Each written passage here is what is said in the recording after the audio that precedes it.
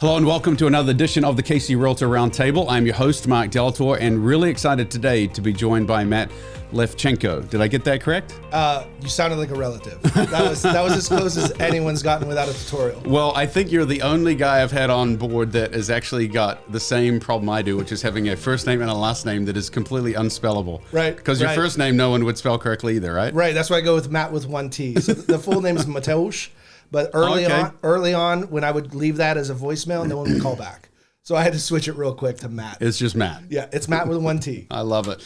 Well, guys, today we're really excited because Matt actually is coming in here to talk about bridging the gap. You know, this KC Realtor Roundtable was founded under the idea that we're trying to bridge a gap between the real estate investment community and the realtor community. And we're going to go really deep today because it's just a one-on-one with Matt and I, because Matt specifically teaches this with realtors and investors alike. So, Matt, tell me, how did you get into coaching realtors and real estate investors? Yeah, so even before I got into real estate, my background was in the arts. So I've got a master's of fine arts in acting and directing. And part of that graduate program was I was a teaching assistant. And so I found out really early that I really loved educating and helping others and kind of being a facilitator for like breakthroughs and ahas. And I really enjoyed that. And when I got into real estate, I came into real estate from the angle of being an investor. So when I graduated grad school in 2006, I was in retail in 2006 and 7, and one of the stock guys in the back was talking about he just bought a sixplex. And I'm like, I know how much you make. We make the same. You make like $8.50 an hour. How are you buying a sixplex? And he hands me this like thick plastic book that I open up, and it had 8 Carlton Sheets cassettes. No money down. No money down in the 80s or whatever it was. And my car at the time still had a tape deck, so it was perfect. And I played those, and I'm like, this is a thing? Like, you can control real estate for no money down. You could do subject to, you could do lease options. I was like, what is this? And so I went down this rabbit hole, and then somebody else gave me Rich Dad, Poor Dad. And I said, perfect. And I always joke that book is the #1 book that causes people to quit their job, which I did. Yeah. And then I got into real estate, and what happened was investor friend knew that I had my license and would ask me to help him with comps, and he would send me leads in Kansas because he only did deals in Missouri. And I said, what am I going to do that for? And he says, well, sell their house. If they're not an investor lead or investor like ready, then just list them as is and sell them. I said, you can do that? And he says, yeah. So that first year I tripped over several transactions. And then from there, I started modeling and following other agents that had a really strong retail business, but I still had the investor mindset behind it, but I still wasn't in a position to grow a portfolio.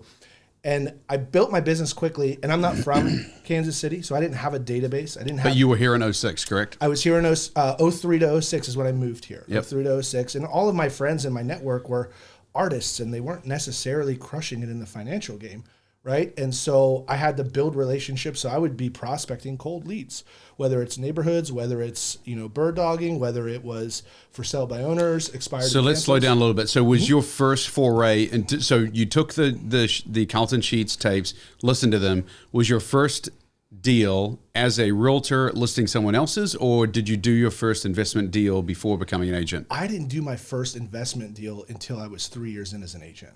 Oh, wow. Because I the part of me that even though I understood the concepts, myself, like many others out there that might be listening, is like, I get it, I understand it, I've read it. And then you get to the deal and you're like, what if I screw this up? What don't I know? What if I cause somebody to be homeless? Like, what if I financially hurt them even more because I wasn't familiar with the transaction or like how to, all of those things. So I was like, well, let me get my license and get some familiarity with it. And I still never lost that sight of it. So my first transaction was 3 years in, and it was a 6-unit. It was a converted Victorian single family that was converted into a 6-unit that I found on the MLS. Yep. That was a bank-owned property. And I looked at it and it penciled out. And then I sat there going, why is it still available if it's a deal? So I got scared again, but then I was like, I can't keep doing this. So we ended up getting it, and it was a good deal. Kansas City Realtors earn a quick 5% commission by referring either MLS or off-market properties that look like this to SBD Housing. For over 20 years, we have solved realtors' problems by getting rid of the major repairs or needing a quick sale. Those distressed properties, we can handle all of them. Go to sbdrealtor.com for more information. So what you just said, I think, is one thing that I really want to hone in on and focus, because I believe that one of the biggest mistakes that realtors make is that they let their fear of, hey, I have not done this before, I need to give the deals to an investor, as they are stepping over dollars to pick up the pennies. Maybe that's a little too harsh, but the point is, there, you mentioned earlier when we were talking that realtors have this massive database that they are not using. They have the keys to the castle, and sometimes are giving those away. What are your thoughts on that? Yeah. I would say that the number one thing that holds everybody back from everything, like whatever it is that you're going after, is uncertainty, right? You can have knowledge, you can have study, but if you haven't actually shadowed or done it or taken action and gone through it and then survived, or been with someone that survived, the entire time you're thinking, what could go wrong? And so the greater pain or the greater fear always wins. So if you don't have mentorship, if you don't have a shadow, it's really difficult for a lot of agents or investors to take that first step. But what we see, and you probably see this all the time, the first one was the hardest, and then you survive. And then the next one was easier. And then all of a sudden, you don't think about the deals any longer. Like, you've got your systems, you've got your processes, it pencils out or it doesn't pencil out. There's no more emotion. We buy it or we don't. It's a green light or a red light. So getting over the emotional hurdle is all about not just getting the education, but having. Do you believe in mentorship? Do you think that kind of a done with you approach? Yeah. So one of the things that we coach and teach, and so you meant I am a coach for agents and investors, and there's a process that I teach that I call it competency, confidence, and then certainty.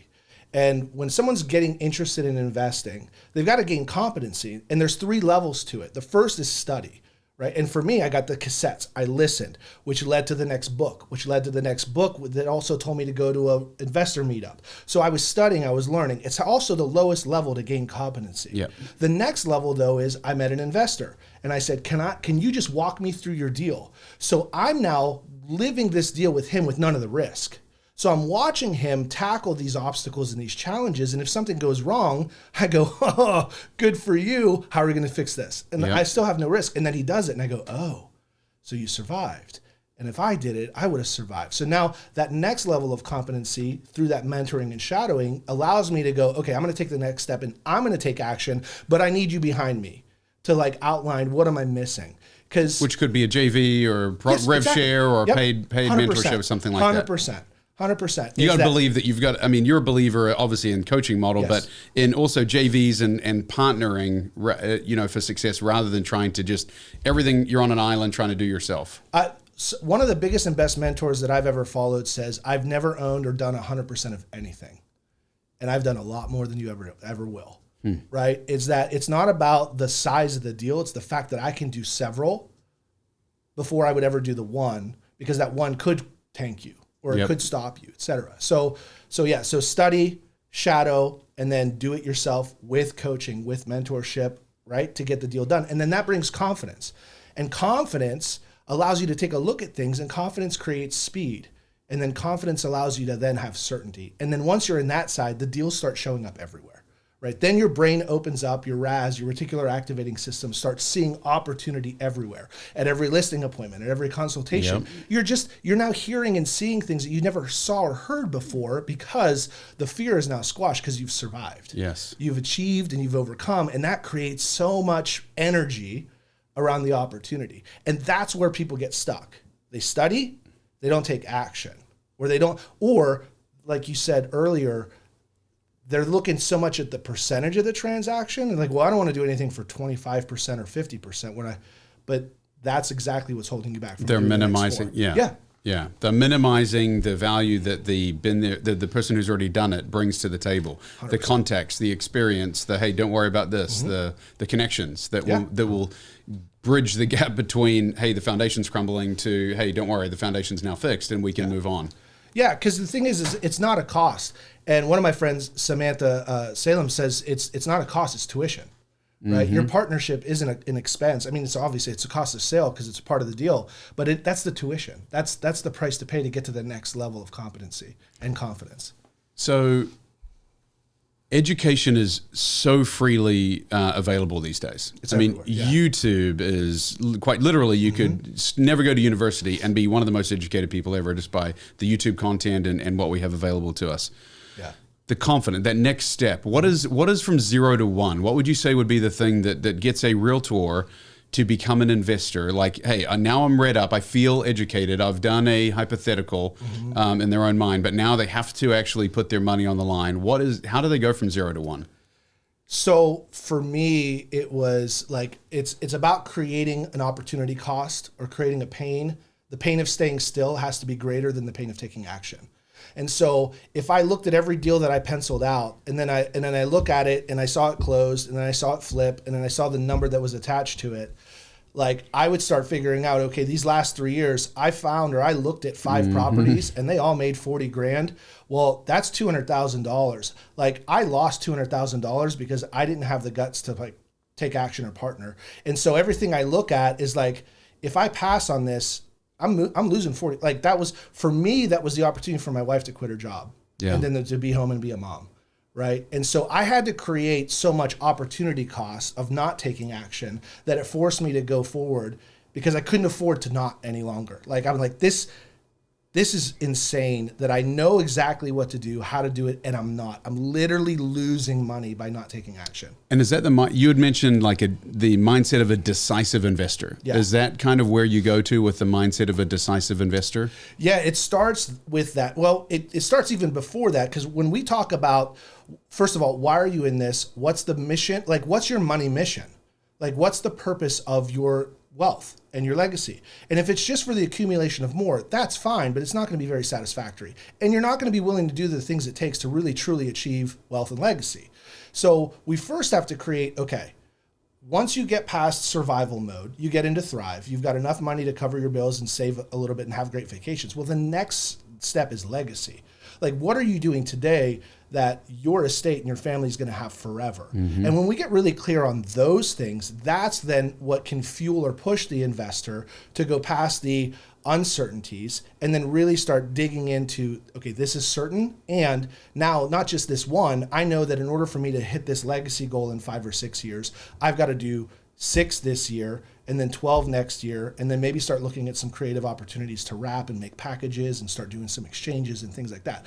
But we start with the end in mind, making sure that the purpose and the passion around it is clear and high and really like it's connected to the investor. If they're vague on why, they're going to be really vague on the activities. They're going to be vague on the actions. And as soon as it gets challenging, because it is, like this market is interesting. We'll get there. Yeah. This market is interesting. And so as soon as it gets like, as soon as you encounter any resistance, if you don't have a strong enough passion to pull you through the resistance, you get stuck where you're at. You're stopped. You stall. So that's kind of how we work with that. So tell me about your first deal and how that penciled out. Oh gosh. It was a 6-unit. It was a 6-unit in Olathe. I remember I pulled it up on the MLS and it was listed for $146,000. And it was like 1,600 square feet. And it had 4 one-bedroom units and a 2-bedroom unit. The attic was converted, and then and one of the unit was available. I walked in and I was like, this isn't that bad. And I go into the unit and I was like, this is okay. But it was during the day, so none of the bugs came out. And then they had 5 units were currently rented, and they had the pro forma, and the bank was holding the title, and the bank was offering financing. So like all of these objections that I was having, like where do I get the money? Where do I like the bank has it? The bank's offering. The bank wanted to get rid of it so badly that they would give financing self. Right. And so I looked at it, and then I looked at it again, and I penciled it out, and it had like a 24% cash on cash return on a 10%. Like they were only asking for 10% down, and I sat there going, what is wrong with this thing? What's wrong with it? And then sure enough, once I got my contractor over there, 3 of the tenants hadn't been paying for a while, so we had to immediately go into some evictions. This is after you bought it? Well, once I bought it. Okay. Right? We bought it. We got everybody together. And they're like, oh, yeah, we're on month to months. Nobody's paid. And like, oh, this is perfect. So 2 of the units are paying. They were almost covering the debt service. And so the other thing is the one unit that was available, we started leasing it. And it wasn't more than 12 hours after we leased it, they called and they said, this place is infested with roaches. We're out. And the first guy, they put boxes in, and the roaches got in the boxes. And when he moved out, the roaches infested his car. So we had to also pay to get his car treated. We brought in Blue Beetle, and they have a professional treatment that they warranty, and they're like, we can't warranty this place, like we can't. One of the units had paneling. You pushed on the paneling, and it sounded like Pop Rocks. It was all full of I tell you what. But we just did it. Every single time we just said, okay, well, what's next? How do we do it? What's next? And then we cleaned one unit. We cleaned the next unit. We treated. It took us 5 or 6 months to finally control the scenario. One of the tenants was a challenge. She was there on assistance and had some mental challenges. And so what we did is we talked to her estate and we said, hey, listen, if we move her to another unit and if we just increase the rent by $50, we can bring in a professional cleaner once or twice a month to help. So she we wanted to find solutions. So we moved her. We treated the source of the challenge because there was garbage everywhere. And then once we cleaned it out and stabilized it, because it was a 6 unit and the rents that we were able to increase, we almost doubled the value of the property just in that sense. And so when it was time for me to refinance the bank out, I looked at the appraisal and I said, well, I don't know if we want to, what do we do? So we literally sold it right away. And then my wife and I were able to buy the house that we're in now from that one. And then that was the start of it. That's awesome. So it was doubled in value. It was gross. It was horrible. It was a huge project, but I was done looking. It didn't matter. I could have literally had to tear it down and build it back. At that point, there's no way out, and I'm in. And I always do really good when my back's against the wall. I love it. Matt, you've been in Kansas City now for going on, 20 years? Yeah, 20 years. As have I. I'm about 27 years. And I was driving, you're a man of the arts. I actually went down to watch Hamilton last night down at the music hall. So loved, I'm a big Broadway guy, sneaky Broadway fan. But just driving through Kansas City, I was amazed at the cleanliness of the downtown area. The way that it started, obviously, 15 years ago with the Power and Light getting redone. But then it was, the bus stops were clean. There were digital keypads down there for, information. And it just felt and there were so many luxury lofts now leasing. And I mean, just development after development. So Kansas City clearly has been completely revitalized. What are you seeing around town that is giving people a buzz about Kansas City in general? Yeah, I just posted a funny story on social media with Jason Sudeikis, who was doing that fake press conference at the White House as Ted Lasso. And they were saying, and the joke was well, what do you think Kansas City is going to be like in 2026 with the World Cup?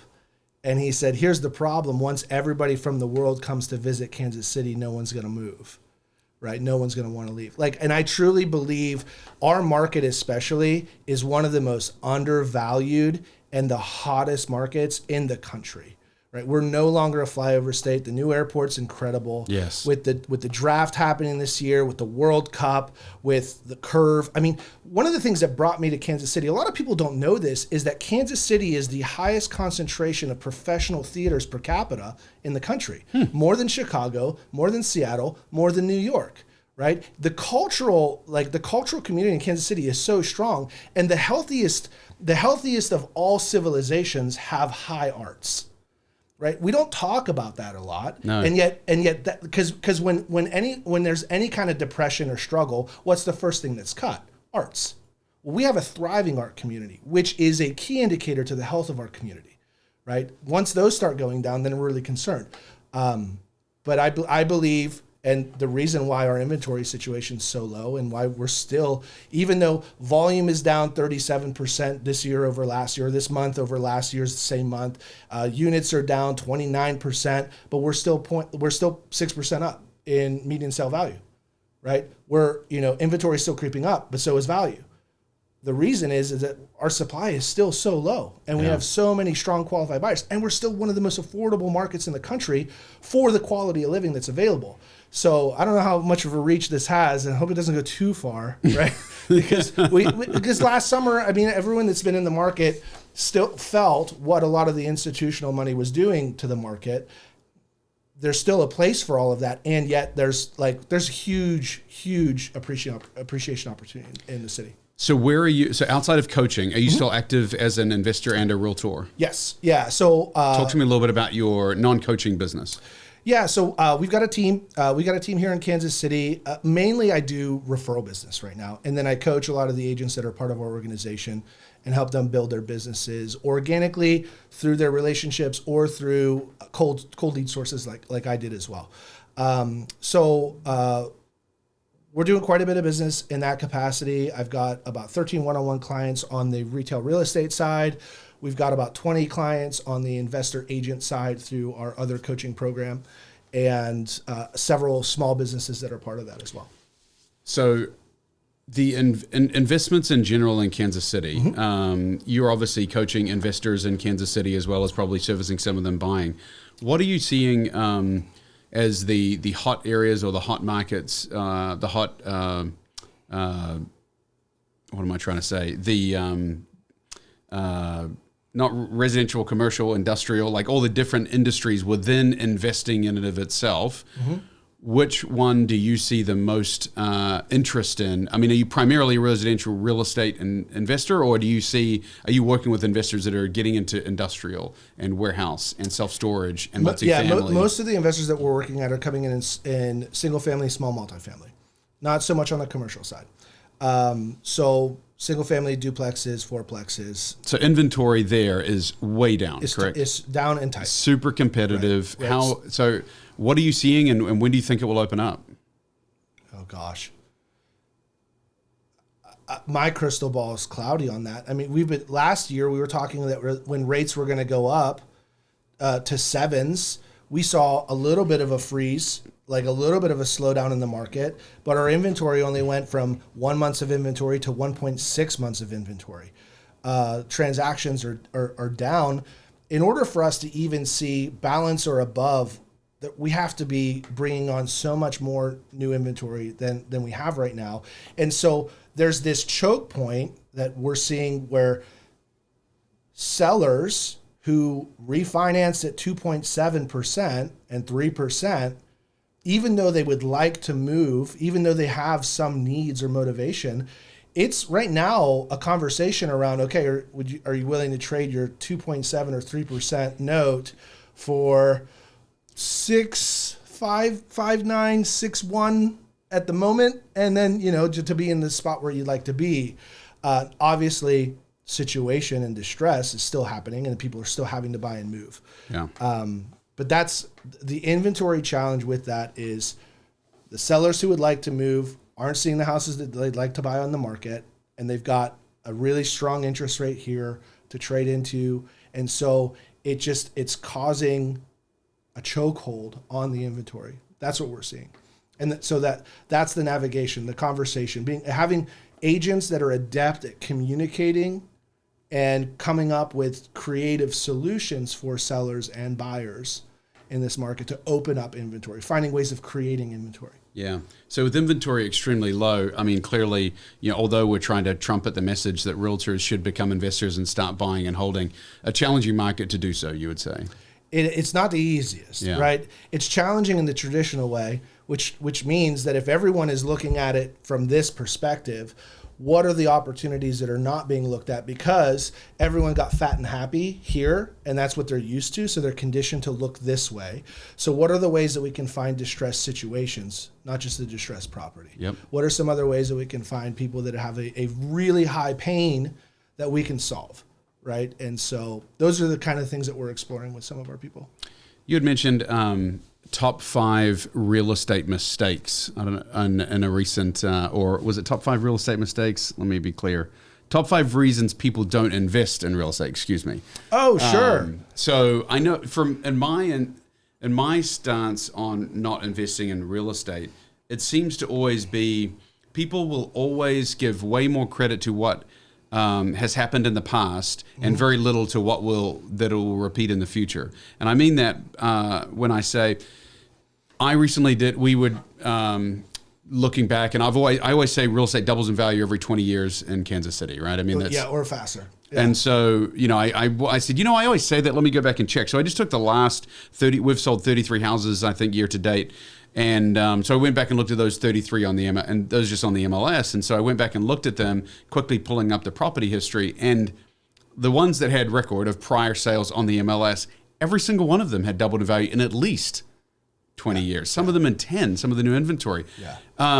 So I think that there's a big gap between people always assuming that today's market value is the peak and it will never increase. I think that's a major reason why people don't buy, is they think, well, it's always so high.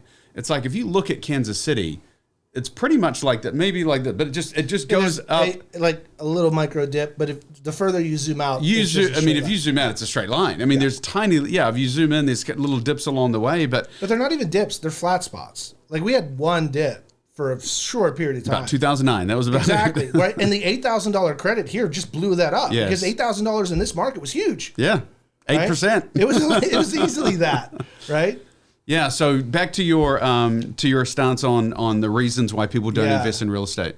Well, number one, they don't know where to find deals, right? So they're like, there's no deals on the MLS. The second is they don't know where to find the money, because they're thinking about it as a traditional buyer. Like, if the only thing you have is a hammer, everything looks like a nail. And the agents that are doing retail business, all they have is the hammer, the retail buyer, the retail products for purchasing. So they said, well, I don't have 20%. Well, you don't need 20%, right? Yeah. If you find a deal, there's alternate financing, there's investor finance, there's so many different ways of getting financing, and we talk about that a lot. So don't know where to find deals, don't have the financing. I can't manage contractors. I don't know how to do renovations. I don't even know where to begin. And they're all hard to work with, right? There's that. Number 4 is all tenants are bad. All tenants, I mean, everybody trashes it. If I rent it out, I'm going to have to redo it every single time. All tenants are bad. And then what's the 5th one? I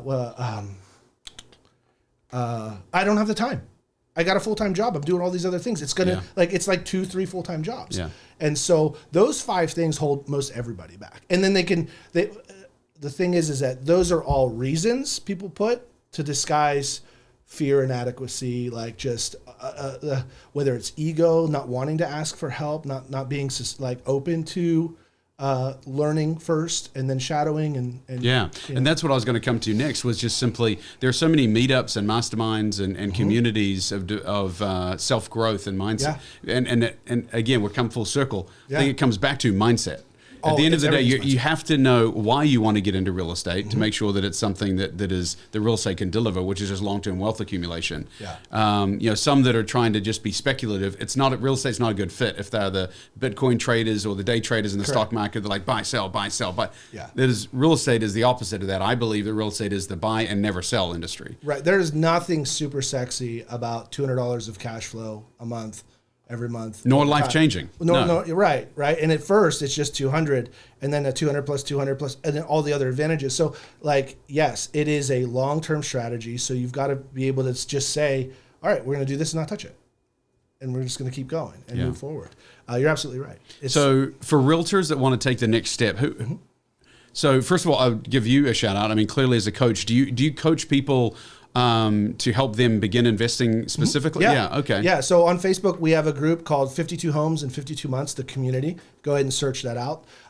My coaching group is called Leveraged Agent, so feel free to reach out and connect that way for more one-on-one consulting. But the free group that we have, the 52 Homes in 52 Months, the community, is a giant resource where we're posting videos and testimonials of students that are succeeding, that are doing it. We're sharing ideas, tips, forms, like all the things, right? And the number one way to develop an investor mindset is to be around other investors, period, right? Like you can't change your programming without new input. Like if you're just repeating the same thoughts because you're not around people that are doing it, nothing changes. So in order to change your mindset about investing, hang out with investors. Yes. Be in those meetups. Show up and just listen and watch and ask questions and be curious. Yeah, be curious, not judgmental. No, like Ted Lasso likes to say. Well, I think those top 5 reasons that people don't invest in real estate will be motivation enough for people to get off the blocks, I hope. And then, again, happy to have people search you out and go. I think that's an amazing, you've already got the platform there for people that are willing to take that step. So, look, thanks so much. That's a wrap for this edition of the Kansas City Realtor Roundtable. I want to thank Matt again for coming on. It's been fun, and I think given some massive takeaways for our audience. Cool. Thank you. Thank you.